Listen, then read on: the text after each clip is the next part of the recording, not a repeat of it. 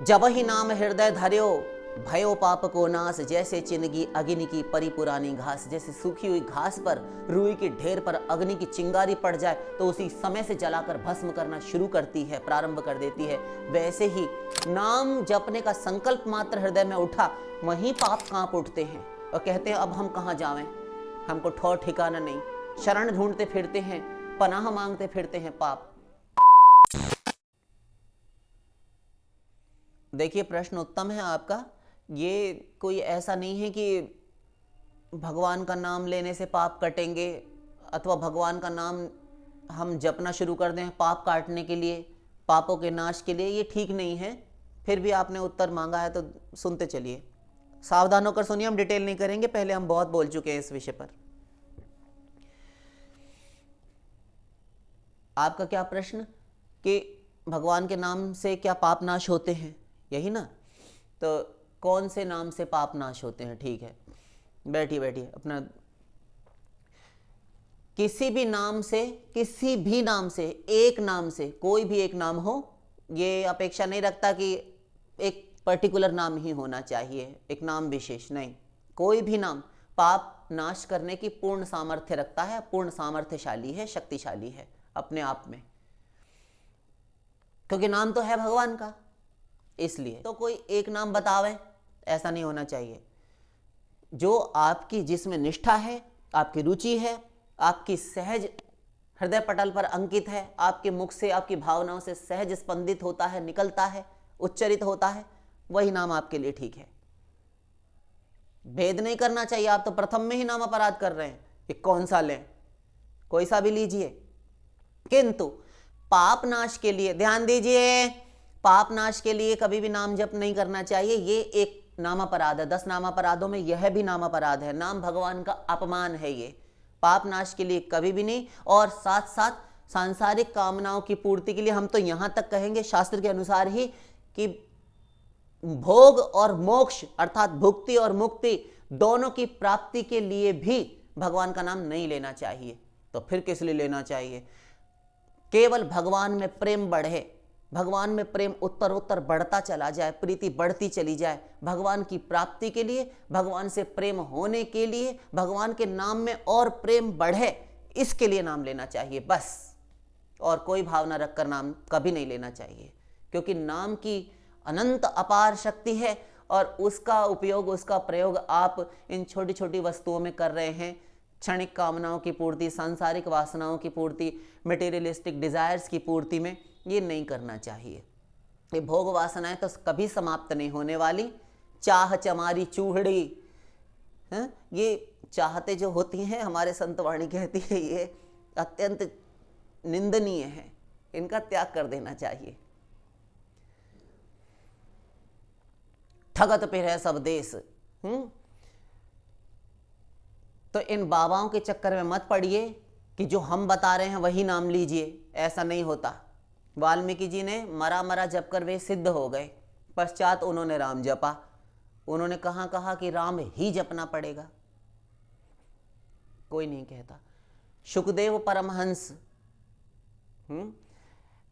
उनकी इष्ट देवी आराध्या राधा, ऐसे इतनी निष्ठा इन बाबा जी की राधा नाम में, इनसे पूछे कोई, देते फिर रहे हैं। वे तो श्री कृष्ण नाम संकीर्तन के लिए ही पूरी श्रीमद् भागवत जी में जोर देते रहे। हाँ, एक बार स्वयं उन्होंने राधा नाम नहीं लिया। क्यों?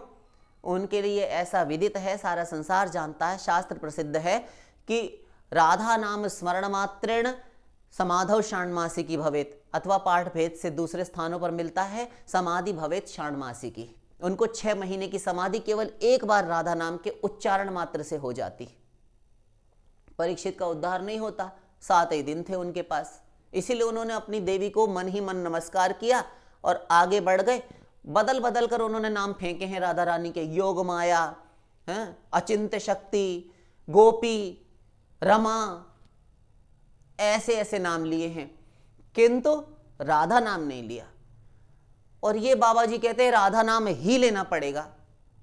एक आए वो कहते हैं हरे राम हरे कृष्ण ही लेना पड़ेगा। इन सब का चक्कर छोड़िए, आपको जो प्रिय हो वो लीजिए, बकवास करते हैं सब। ये आपस में ही नाम अपराधी हो रहे हैं, इसीलिए इनको नाम का फल भी नहीं मिलता। अरे एक ही पर्सनैलिटी के ये सारे नाम हैं, आप आपस में भेद किए रहते हैं। दूध और उसकी सफेदी, अग्नि उसकी दाहिका शक्ति, उसका दाहकत्व और प्रकाशकत्व, ये उससे अलग कैसे हो जाएगा? नाम नामकारी बहुधा निज सर्वशक्तिर तत्रार्पिता नियमिता स्मरणे न काल। गौरांग मां प्रभु लिख कर दे रहे हैं कि नाम में नामी अपनी समस्त शक्तियों के साथ बैठा है, ये भूल जाते हैं। यदि ये हम ध्यान में रखकर नाम लेंगे तो एक बार राधा, एक बार कृष्ण, नारायण, गोविंद, हरि, राम सब बराबर। बकवास करते हैं, नहीं करना चाहिए, नाम अपराधी हैं ये लोग। ऐसे हम बेहोश हैं। तो पहले तो ये समझें कि राधा, कृष्ण, हरि, गोविंद कुछ भी जपें सब एक हैं, पहले तो ये समझें। पश्चात ये समझें कि जिसका नाम ले रहे हैं वह अपनी अनंत शक्तियों के साथ उस नाम में बैठा है। तब एक बार राधा कहेंगे तब एक माला का फल आपको मिलेगा, एक बार राम कहेंगे तो एक माला का फल आपको मिल जाएगा।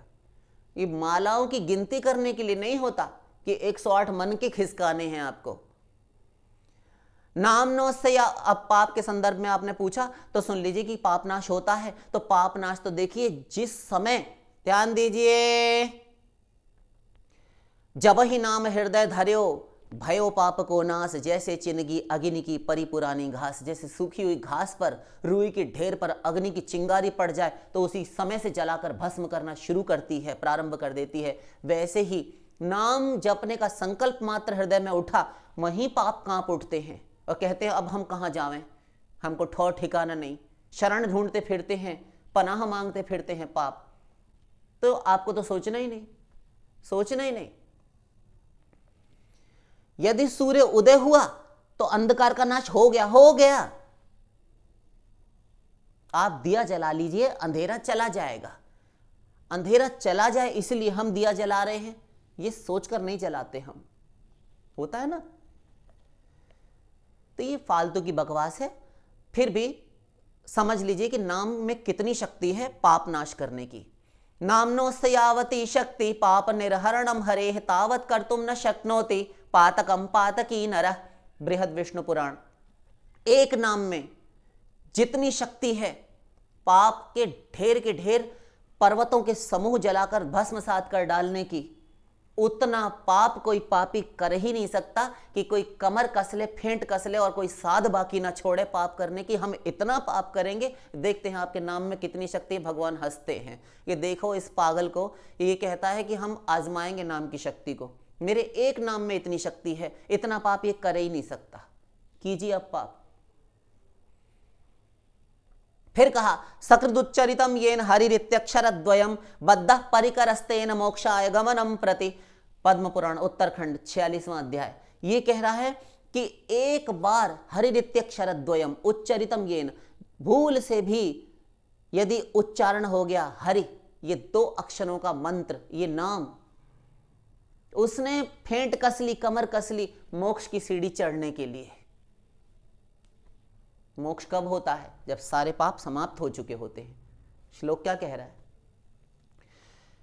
मधुर मधुर मेतन मंगलम मंगलानाम सकल निगम वल्ली सत्फलम चित स्वरूपम सकृदपि परिगीतम श्रद्धया हेलया वा भृगुवर नरमात्रम तारेत कृष्ण नाम। पद्म पुराण प्रभास खंड।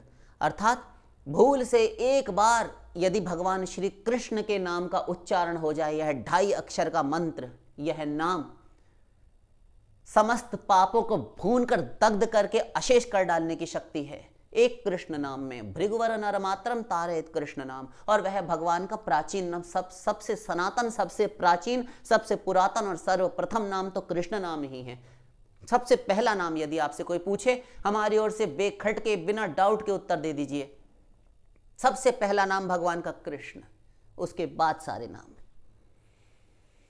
वाल्मीकि रामायण में दूर दूर तक कोई कृष्ण का जिक्र नहीं, किंतु वहां पर भी बालकांड में आया है कि भगवान का नाम कृष्ण है। पापानलस्य दीप्तस्य मा कुर्वन्तु भयं नराः गोविंद नाम मेघो घैर्नश्यते नीरबिन्दुभिः। गरुड़ पुराण। फिर कहा पाप की इस जलती हुई, धधकती हुई प्रचंड अग्निशिखाओं, इन लपटों को देखकर मा कुर्वन्तु भयं नराः, तुम हे मनुष्यो भय मत करो। गोविंद नाम मेघो घैर नश्यते निर्बिंदु भी। जब गोविंद नाम के मेघ उमड़ घुमड़ कर बरसात करेंगे ना, तो तुम्हारे पापों की तप्त ज्वालाएं शांत हो जाएंगी। देखिए, ऊपर हरि कहा, नीचे कृष्ण कहा, यहां पर गोविंद कहा, सब नाम बराबर हैं। मरा मरा जप जप कर ये सिद्ध हो गए। बाबा जी कहते हैं राधा ही रटो। कुछ इनके विषय में ये आते कहां से, हमें तो यही समझ नहीं आता। शास्त्र से ऊपर हो गए ये बाबा जी। जब ही नाम हृदय धर्यो, बता ही दिया। हृदय में भावना आई नाम जपने की, केवल नामाभास मात्र से पाप कांप उठते हैं। नाम अभी लिया नहीं कुछ आपने। और नाम का जप जो है पाप नाश के उद्देश्य से नहीं करना चाहिए। यह भी एक दोष है, नाम अपराध है। इस नाम अपराध रूपी दोष से बचना चाहिए, फिर आपको नाम का फल पूर्ण रूप से सही सही मिलता है। प्रभु से प्रेम बढ़े, उत्तरोत्तर वृद्धि को प्राप्त हो, आपके आंसू आने लगे। एवं व्रतः स्वप्रिय नाम कीर्त्या जाता अनुरागो धृत चित्त उच्चैः हसत्यथो रौदी तिरौति गायत्युन्मादवन नृत्यति लोकबाह्य। अपने प्रियतम प्रभु को याद करते हुए आंखों से अश्रुओं की झड़ी लग जाती है, सोता फूट चलता है आंखों से, हृदय द्रवित होकर बहने लगता है। ऐसी स्थिति आ जानी चाहिए। और विलज्ज उद्गायति नृत्यते च मद भक्ति युक्तो भुवनम पुनाति। फिर दूसरे श्लोक में श्री कृष्ण ने कहा, उद्धव वह लज्जा छोड़कर कभी नाचता है, कभी गाता है, कभी उच्च स्वर से कीर्तन करने लगता है, और कभी चिल्लाने लगता है, कभी रोता है, कभी मूर्छित हो जाता है। ऐसा मेरा भक्त मुझे खरीद लेता है और वह सारा लोक पवित्र कर देता है। भुवनम पुनाति, सारे के सारे लोगों को पवित्र करने के लिए ऐसा भक्त काफी होता है। भागवत तो नाम में निष्ठा आ जाए, रुचि आ जाए, प्रेम आ जाए, भगवान के चरणों में प्रेम होने लगे और भगवान का दर्शन होने लगे अपनी अंतर आत्मा में ही।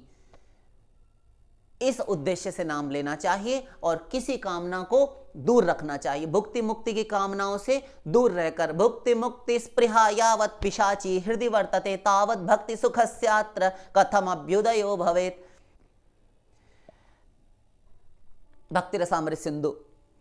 भुक्ति और मुक्ति रूपी ये जो दो डाकिनियां हैं, चुड़ैलें हैं, पिशाचिनियां हैं, ये जब तक हृदय में रहती हैं तब तक भक्ति तावत भक्ति सुखस्यात्र कथम अभ्युदयो भवेत्। भक्ति महादेवी का हृदय भूमि पर, हृदय मंदिर में अवतरण नहीं होता। इनको दूर भगाओ, तब नाम लो।